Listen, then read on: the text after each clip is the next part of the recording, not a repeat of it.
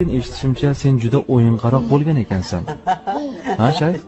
Robbim Allohga hamd sano bo'lsinki, menga shunday ulug' ne'matni berdi va ko'z nurimni oldi.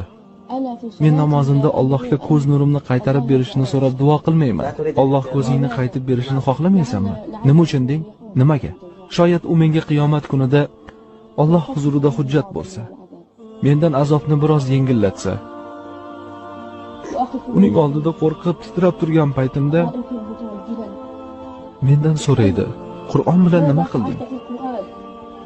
Shunda umid qilamanki, mendan azobni yengillatadi. Alloh o'zi xohlagan bandalarining rahmatiga oladi.